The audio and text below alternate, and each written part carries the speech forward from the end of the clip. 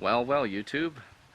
Long time no see once again, and that's most likely because I've been doing nothing with the tractors all summer except mowing the lawn.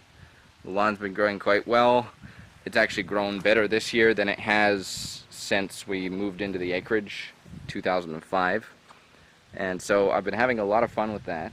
You know, it's nice to look after lawn that looks good when you're finished cutting it. But, you know, there hasn't really been all that much excitement.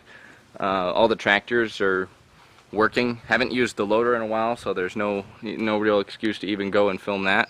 And I haven't really fixed the roper like I said I would. Well, kind of, but not really.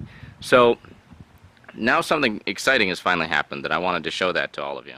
And here it is. What we've got here is a 445, either 2000 or 2001, not sure which off the top of my head.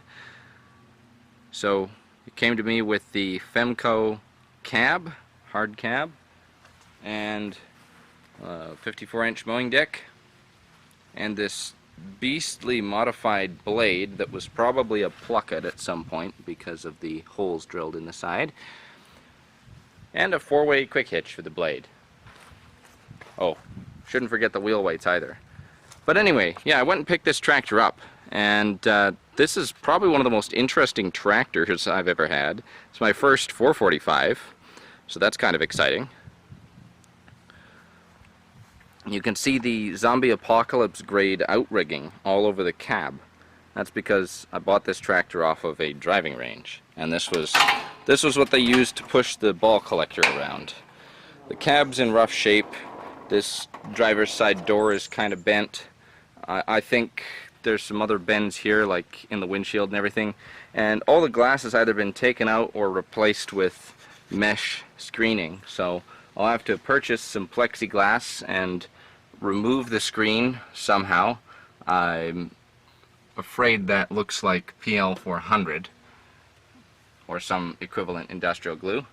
And once the screens are cut out, then I can kind of winterize this cab. So this tractor has 2,503 hours on it.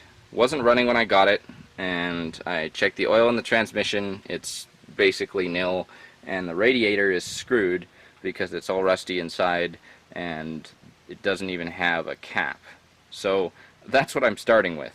But thankfully the engine has compression from the sounds of the starter motor and also has oil. And the fuel system is intact as far as I can tell. It's just out of gas. So I actually haven't started this thing yet.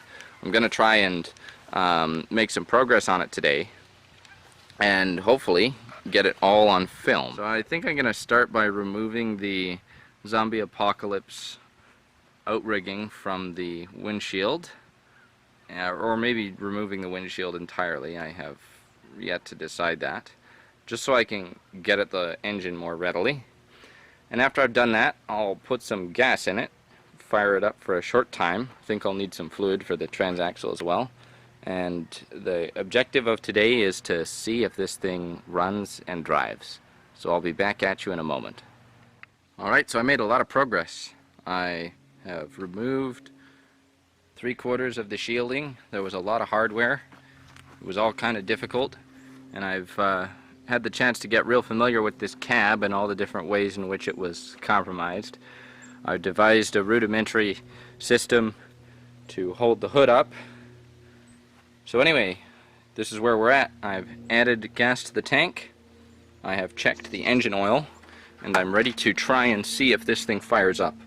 I don't think there's barely any oil in the hydraulic system. Don't think there's any oil in, or sorry, any coolant in it at all. So I'll see if it fires first, and if the engine runs, then I'll top up the transmission and see if the thing moves.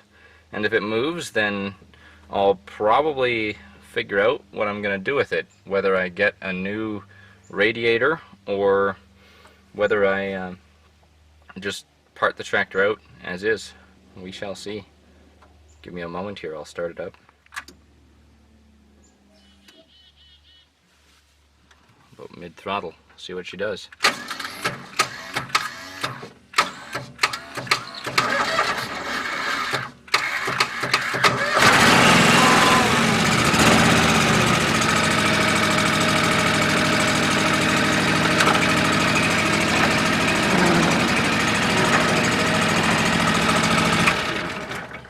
running and driving. Wow, look at that. Probably gonna sell the outrigging there, the mowing deck, which is in kind of crappy shape. It's lost one mandrel and the shell is bent, so someone would probably only buy it for the gearbox and the 2 remaining mandrels.